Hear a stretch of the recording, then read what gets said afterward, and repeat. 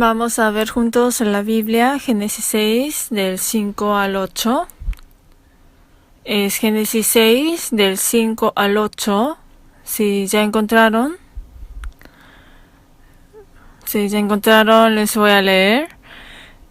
Y vio Jehová que la maldad de los hombres era mucha en la tierra, y que todo designio de los pensamientos del corazón de ellos era de continuo solamente el mal. Y se arrepintió Jehová de haber hecho hombre en la tierra, y le dolió en su corazón.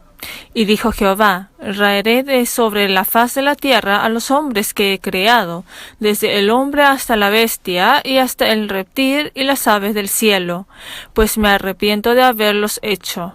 Pero Noé halló gracia ante los ojos de Jehová. Vamos a saludarnos. Hola, ¿cómo están? Sí, mucho gusto. Hoy vamos a aprender sobre el arca de Noé de la lección número 7. Primero, veamos en el versículo 5 que dice: y vio Jehová que la maldad de los hombres era mucha en la tierra, y que todo designio de los pensamientos del corazón de ellos era de continuo solamente el mal. Como sabemos bien, Dios da juicio a las personas del tiempo de Noé. El fondo de ese juicio es que vio que todo designio de los pensamientos del corazón de los hombres era de continuo solamente el mal. Es decir, que está diciendo de que era inexcusable porque se había llenado de tanta maldad. Pero el comienzo de ese pecado, el hombre que siempre piensa y planifica el mal. Y si ven el versículo 13 dice: porque la tierra está llena de violencia a causa de ellos. Y si ven en el 12 dice: toda carne había corrompido su camino sobre la tierra. Corrompido, violencia. También está diciendo sobre la situación de ese tiempo, diciendo que los pensamientos era de continuo solamente el mal. Esto nos testifica de que se habían corrompido demasiado mucho hasta que Dios ya no pudo tener paciencia. Pero hay muchas enseñanzas que nos dan al ver el punto del comienzo de la corrupción. Es el capítulo 6, del versículo 1 al 2. Vamos a leer juntos. Aconteció que cuando comenzaron los hombres a multiplicarse sobre la faz de la tierra, y les nacieron hijas, que viendo los hijos de Dios que las hijas de los hombres eran hermosas, tomaron para sí mujeres, escogiendo entre todas.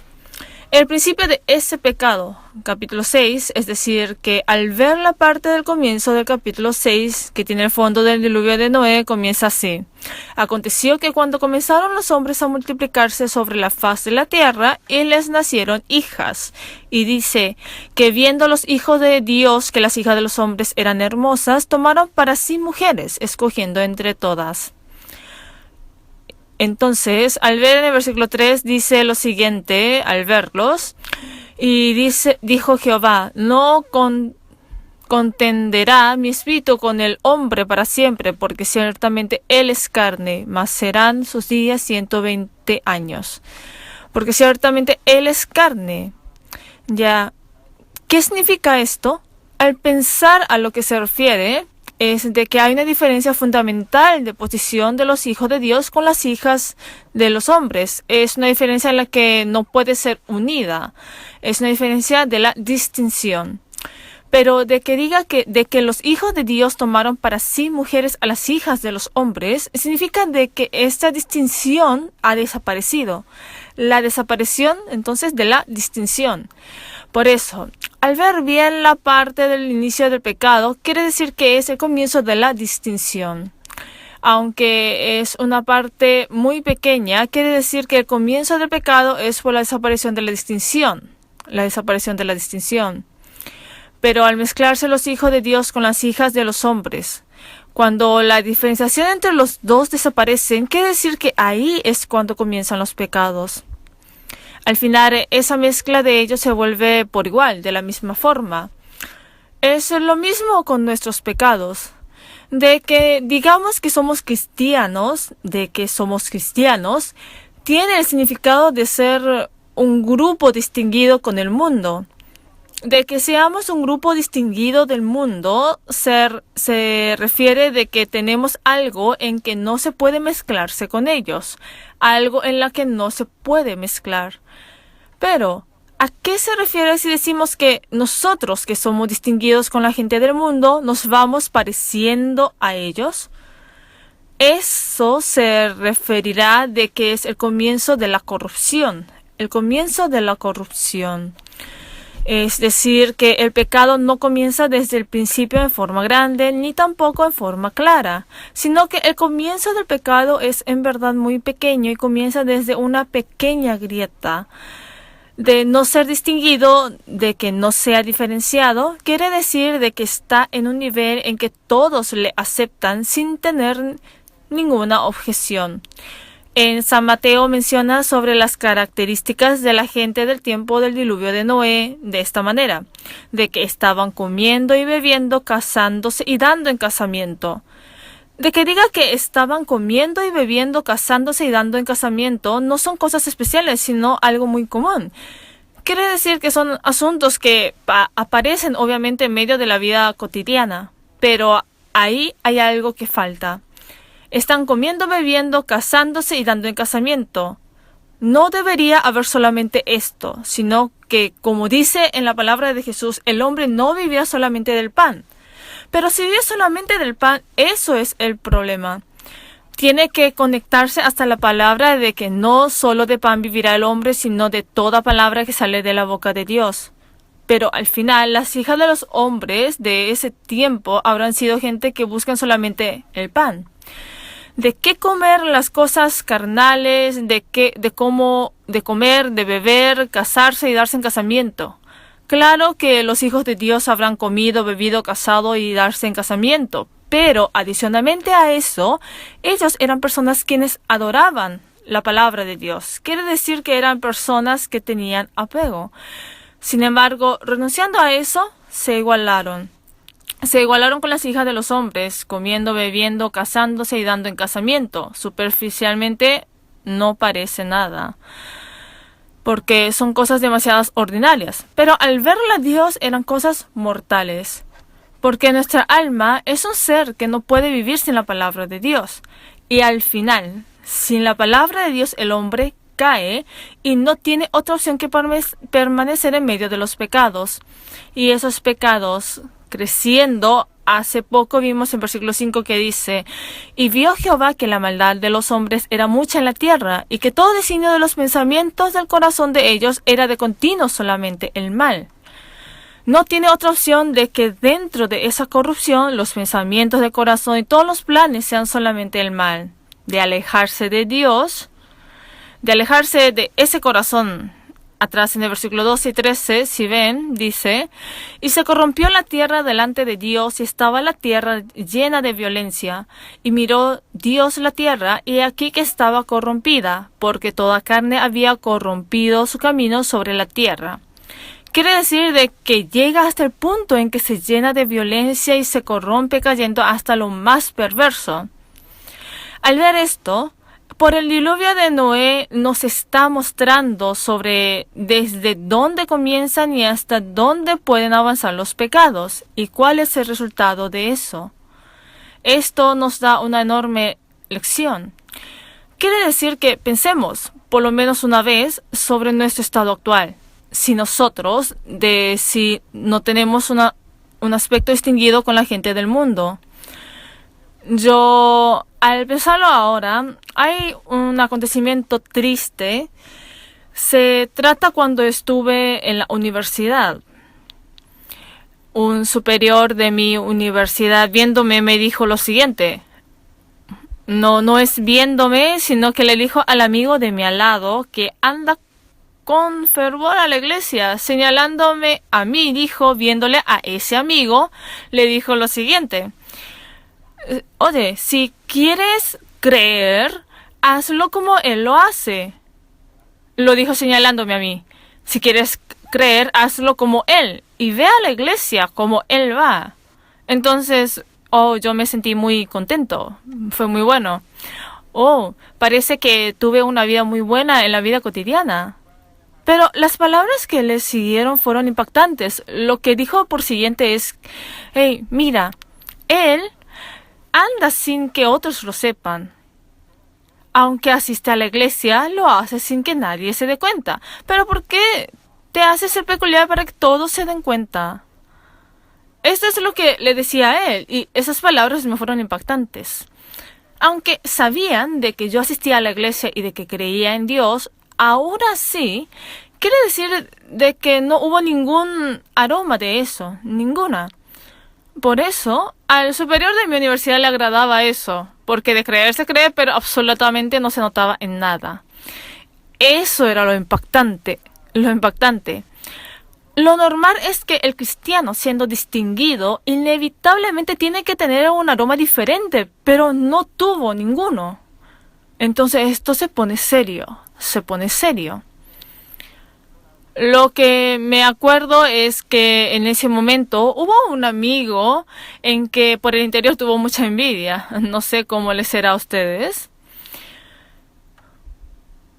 Pero eso es simplemente el comienzo. En ese momento, si no hubiera recibido ese impacto, como el pecado tiene la característica de crecer, porque hasta el pecado más pequeño se desarrolla, ¿no?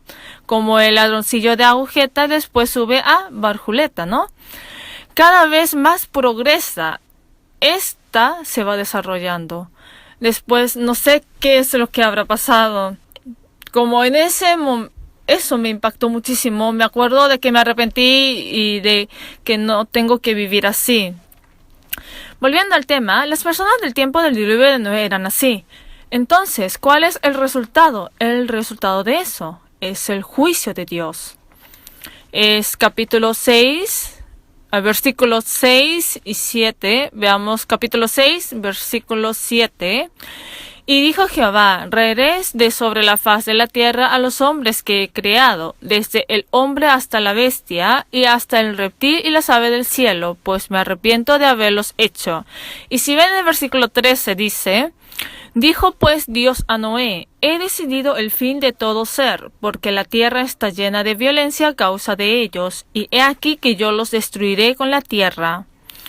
Es el juicio de Dios. Quiere decir que al final del pecado termina inevitablemente con el juicio. Por eso, el comienzo del pecado es diminuto y a veces en el proceso del pecado puede ser que sea muy dulce a los que pecan. Dulce. Como dice en Proverbios, al principio es dulce como la miel, pero por dentro amargo como el ajenjo y como la arena en la boca. Al comienzo es muy dulce. El pecado es muy dulce. Muy dulce. Hay una novela de fantasía de C.S. Lewis.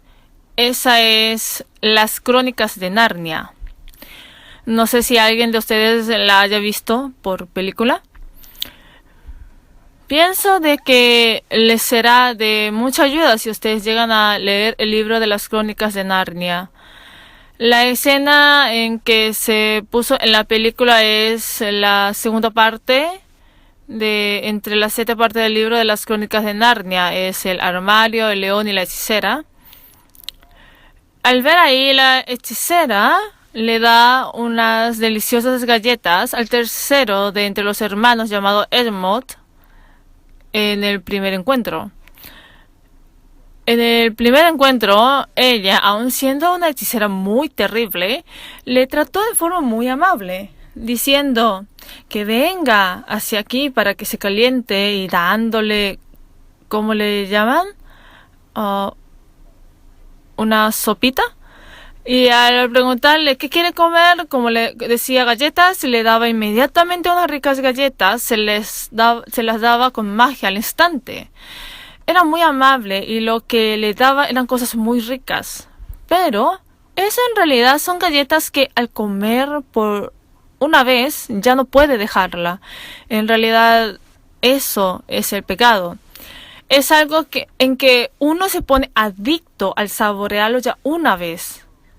Esto aparecía en la película, pero la razón de por qué este joven Edmond va de nuevo hacia la hechicera traicionando a sus hermanos es porque quiere comer esas galletas. No es porque odia a sus hermanos. Por eso, yendo hacia ella, le pregunta, ¿puedo comer las galletas? Los pecados son así, la tentación es dulce, pero el final se termina con el juicio de Dios. Sin embargo, como dice en el versículo 8, está la gracia de Dios en el juicio, la gracia de Dios. Si vemos en el versículo 8 dice, pero Noé halló gracia ante los ojos de Jehová. Aún en medio de eso, Dios otorga la gracia, porque Dios, marquen aquí, y es Ezequiel 33,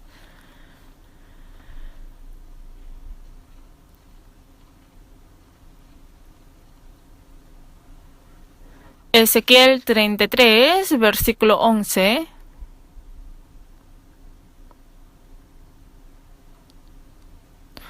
Es 33, 11.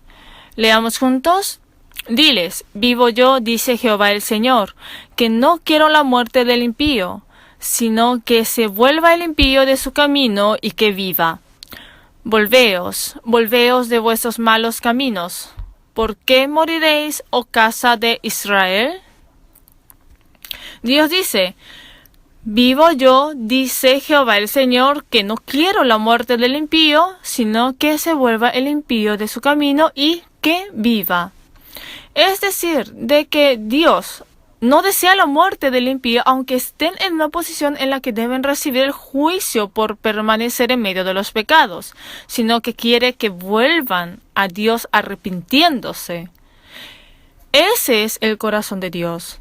Por eso Dios, a pesar de que los pensamientos de ellos y sus planes eran malos, y aunque estaban llenos de en medio de los pecados, Dios les había dado la oportunidad para que vuelvan a Él y les había abierto el camino de la salvación en medio de ellos.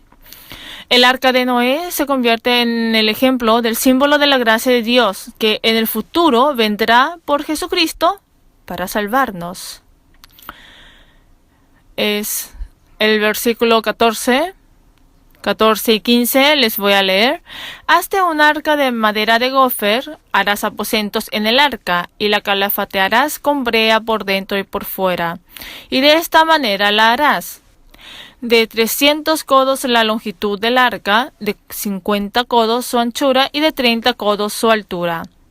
Camino, manifestándose ante la persona llamada Noé, le dijo sobre el juicio y el camino para librarse de ese juicio. Hazte un arca, un barco cuadrado. Si piden de que mencionen las características del arca, se tendrá que explicar sin falta esto a los niños, de que hay una diferencia con el barco común. ¿Cuál es la diferencia? Si piden decir la diferencia, lo primero, en el arca no hay timón para dirigir. No hay timón, porque Dios es el mismo que dirige la dirección. Es así, ¿no? Por eso, está mostrando de esta manera de que la salvación no se puede cumplir si no se apoya totalmente a Dios. La primera es que no tiene timón, lo que controla la dirección. La segunda es que no tiene remo. En otras palabras, quiere decir de que no tiene motor. No puede ir hacia adelante, atrás o hacia los costados. No puede controlar la dirección ni puede ir hacia algún destino. Es decir, que el 100% subirse al arca es confiar el 100% en la providencia y en la salvación de Dios. Es confiar. Es confiar el 100%. Quiere decir que esa es la gracia de Dios. En la gracia de Dios no es que nosotros, a nuestra fuerza y esfuerzo, hacemos algo decidiendo la dirección, sino que en toda dirección y movimiento es confiar totalmente en Dios. Esta es la salvación. Se puede decir de que el arca enseña claramente sobre la gracia de Dios y sus atributos. Dios escogió a Noé y le enseñó el camino para que pueda recibir esa gracia de Dios y la salvación. Ahora es necesario una reacción. Se necesita una reacción, ¿no? Noé mostró una reacción correcta a eso. Es capítulo 6, versículo 22. Vamos a leer juntos el versículo 22. Y lo hizo así Noé. Hizo conforme a todo lo que Dios le mandó. La respuesta de Noé, su reacción fue muy apta. Mostró una reacción correcta. ¿Cuál fue la reacción? Fue de la obediencia. De la obediencia. La reacción que debemos mostrar ante Dios, ante la palabra de Dios, es la obediencia. La obediencia. En vez de alguna reacción de estimación o crítica o de alguna razón de por qué lo hace así. De que diga de que Noé lo hizo conforme a todo lo que Dios le mandó, quiere decir que obedeció y tuvo fe en la palabra de Dios. En Hebreos 11 menciona de esta manera sobre eso. Es Hebreos capítulo 11. Hebreos capítulo 11, versículo 7.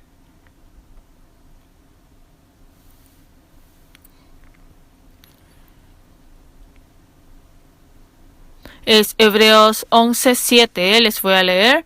Por la fe Noé, cuando fue advertido por Dios acerca de las cosas que aún no se veían, con temor preparó el arca en que su casa se salvase. Y por esa fe condenó al mundo y fue hecho heredero de la justicia que viene por la fe. Es decir, que Noé, por fe, fue advertido acerca de cosas que aún no se veían. Quiere decir que nunca había experimentado sobre el juicio de cualquier juicio, especialmente la del agua.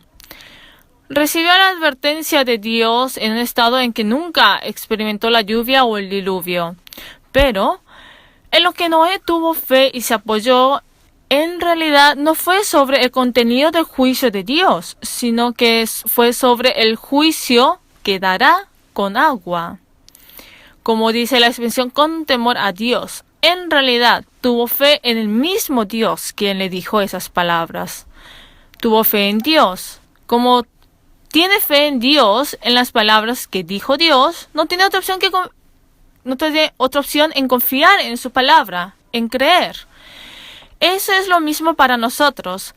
Al decir que vivimos en el mundo con fe, hay muchas veces en que el contenido de la fe, en realidad, si se dice severamente, no es algo en que lo podamos entender o deducirlo lógicamente. Por ejemplo, primeramente buscad el reino de Dios y su justicia, y todas estas cosas os serán añadidas. Quiere decir de que Dios dará qué comer, qué vestirnos y qué beber si primeramente le obedecemos y pedimos. Pero en la realidad, hay veces que no se puede ver de esa manera. En el caso de los universitarios, el tiempo en que uno pasa con agonía es cuando se tiene el seminario justo en el tiempo de los exámenes. Ese es el tiempo en que tienen muchas preocupaciones. Claro que dicen de que habitualmente se tiene que estudiar duro, pero ¿cuántos son los que en realidad estudian diariamente? No son muchos, ¿no? La mayoría estudia cuando se acercan los exámenes, pero el problema es que en ese tiempo que tiene que estudiar mucho es cuando se tiene el gran seminario bíblico. Da una gran preocupación. En esos momentos es cuando tiene validez la palabra. Primeramente buscad el reino de Dios y su justicia. Pero teniendo fe en esa palabra, viene y participa en el seminario sin haber estudiado en absoluto. Entonces, es preguntarse de que si le irá bien en los exámenes simplemente por tener fe de que Dios le hará estudiar bien. Esto es lo difícil, porque lógicamente esto no se puede entender. Lógicamente. Porque uno tiene que estudiar duro para que le vaya bien en los exámenes, pero si no, nunca le podrá ir bien. Pero esa palabra se escucha como si solamente cree con todo fervor en Dios, Él le hará ir bien en los exámenes sin tener alguna relación casual. La fe, hay veces que la fe es un poco ambigua, porque no podemos entender con nuestro pensamiento. Pero la palabra fe en sí no es una palabra en la que pide nuestra comprensión. la fe no es que pide la comprensión, porque en realidad es una total confianza. Y el objetivo de la confianza no es que está en el contenido de la palabra, sino que está en el que dice esa palabra, es decir, que está en Dios. En Dios. Por consiguiente, la obediencia es lo que nace de la confianza en Dios. No es que obedecemos porque el contenido de esas palabras son lógicamente razonables. Por eso, en el trasfondo de la obediencia de Noé estaba el temor hacia Dios. Quiere decir que ha mostrado la correcta reacción. Admirando en eso, hay otra misión que recibió Noé, y eso es propagar esta verdad a otras personas. Es segunda de Pedro, capítulo 2, versículo 5. Y si no perdonó al mundo antiguo, sino que guardó a Noé, pregonero de justicia, con otras 7 personas, trayendo el diluvio sobre el mundo de los impíos. Noé, pregonero de justicia. Noé, pregonero de justicia. La justicia es, en Deuteronomio 6:25, es obedecer a la palabra de Dios, es obrar en la palabra de Dios. Está expresando de que la justicia es obedecer a los mandamientos de Dios. Eso es que, escuchando la advertencia del juicio de Dios, Noé no habrá pensado en sobrevivir él solo, ¿no? Ni de que solamente sobrevivan su familia. Sin falta es muy seguro de que anunció la justicia a todo el mundo. Pero la gente no tenía ningún interés en eso. En realidad, la salvación no es algo que no puede recibir por no saber. Quizás, aunque todo el mundo lo sepa, la razón de por qué no la pueden recibir es porque no pueden llegar a mostrar una correcta reacción sobre la salvación. En vez de una reacción a la obediencia, muestran una de falta de interés u oposición, que son contradictorias. Vamos a ver San Mateo capítulo 24. San Mateo 24 del 37 al 39. Leamos juntos. Mas como en los días de Noé, así será la venida del Hijo del Hombre, porque como en los días antes del diluvio estaban comiendo y bebiendo, casándose y dando en casamiento, hasta el día en que Noé entró en el arca. Y no entendieron hasta que vino el diluvio y se los llevó a todos. Así será también la venida del Hijo del Hombre. Están deseando solamente las cosas carnales, y dentro de poco eso se conecta con el desinterés. El desinterés sobre Dios. El desinterés o interés, la obediencia o desobediencia es lo que determina el juicio y la salvación. Al final, Noé y los 7 miembros de su familia fueron salvos, y el resto de las personas del mundo recibieron el juicio. Fueron matados. Pero detrás de ese juicio y muerte, en realidad no está en la decisión por los contenidos del pecado, sino que está en la desobediencia e incredulidad de ellos. Y nosotros podemos comprobar de que eso es lo que hizo decidir el juicio hacia ellos. De todos modos, las personas recibieron el juicio y Noé fue salvado. Pero la salvación que le dio a Noé no es incompleta ni insegura, sino que es muy segura y exacta. Y después de eso, a través del arco iris, Dios dijo de que ya no dará el juicio por agua. Así ha dado el aseguramiento de la seguridad de esa salvación. Es Génesis 9.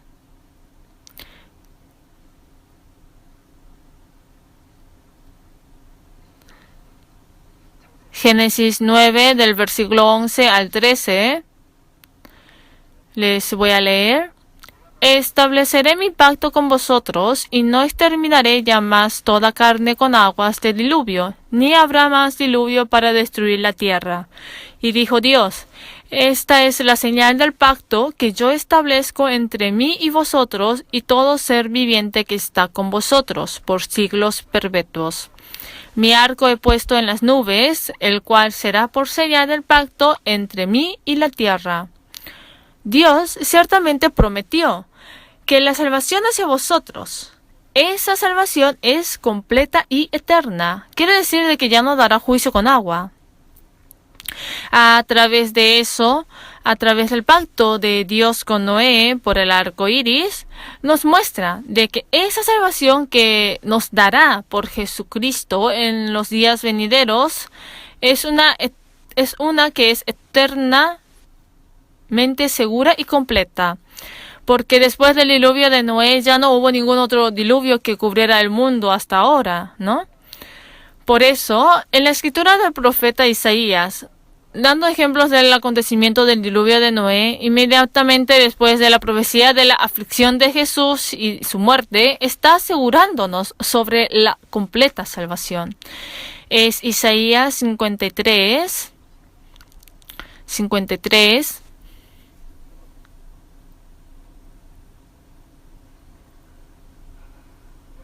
Como es una palabra que sabemos muy bien, la vamos a leer en vez de pasarla por un lado. Es desde el versículos 4 al 6, vamos a leer juntos.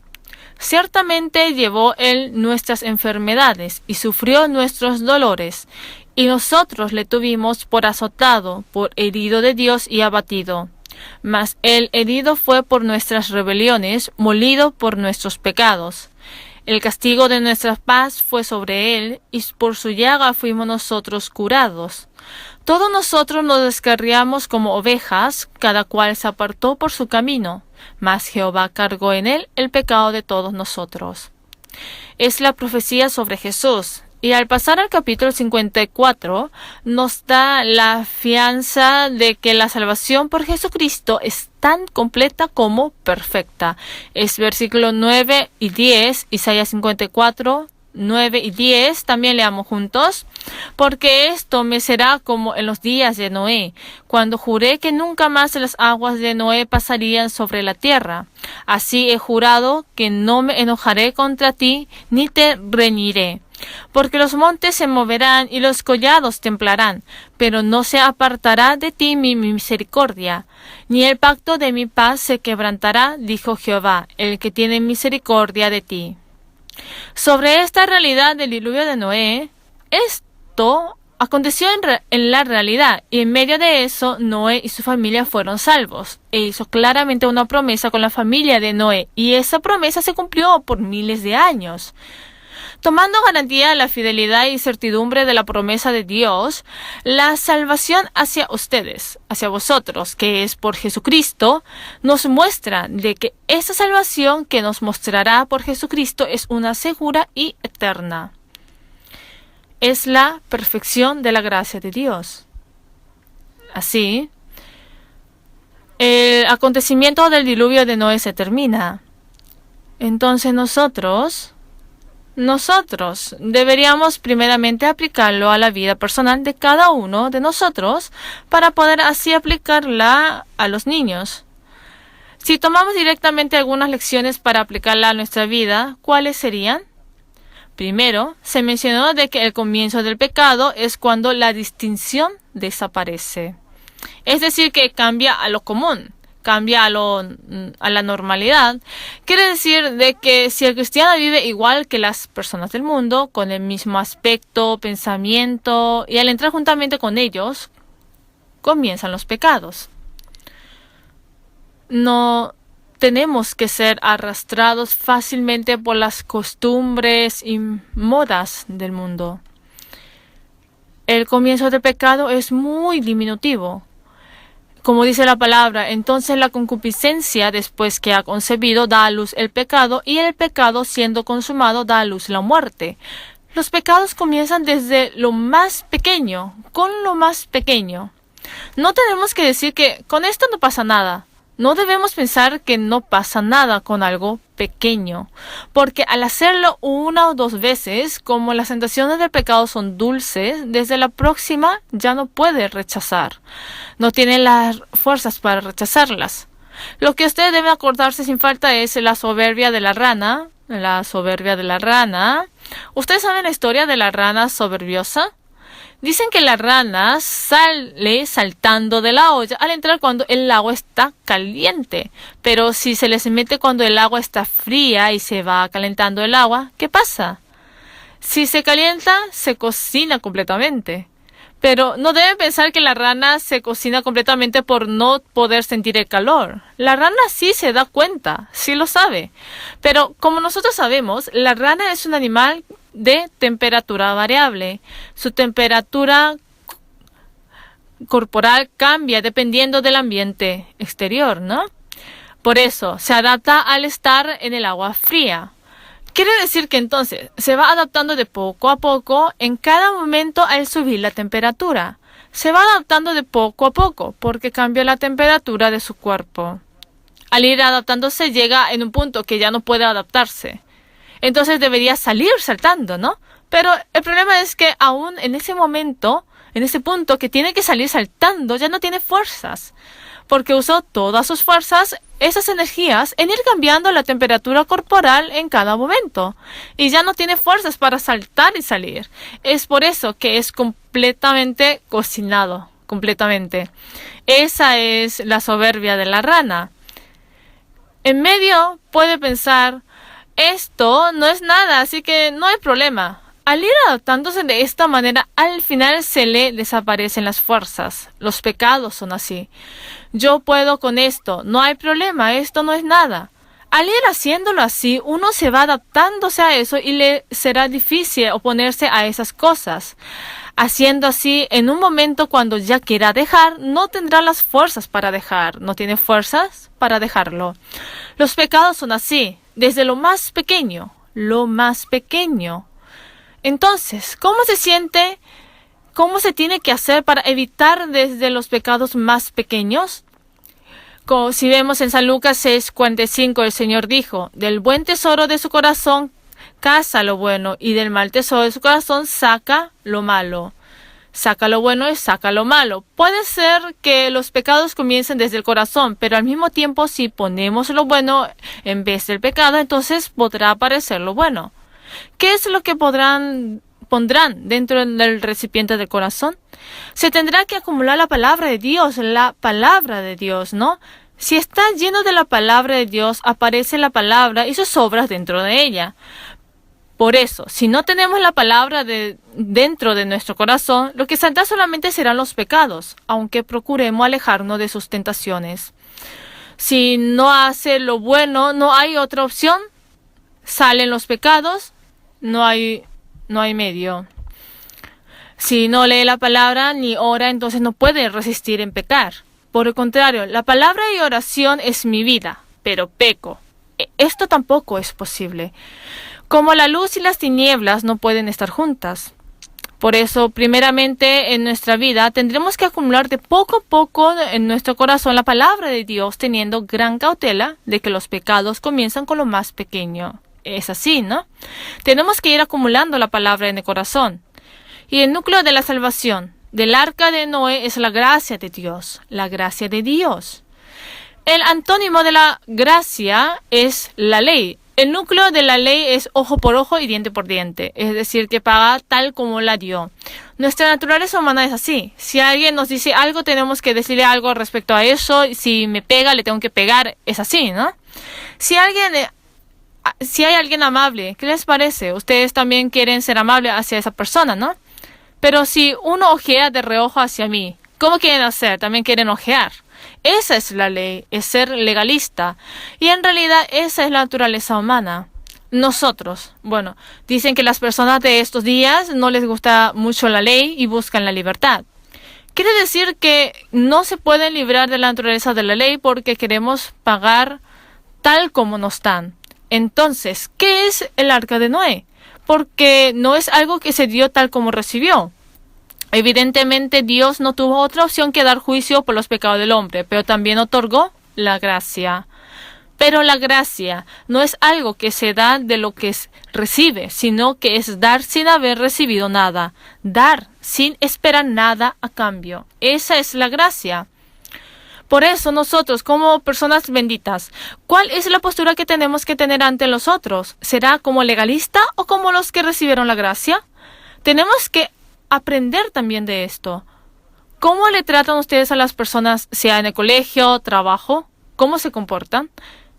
Si alguien me trata bien, le trato bien. Si me compra algo, le compro algo. Pero por el contrario, si yo le compro primero, espero algo de regreso. Cuando hago alguna cosa, espero algo de regreso, pero no lo hacen. Entonces, me enfado.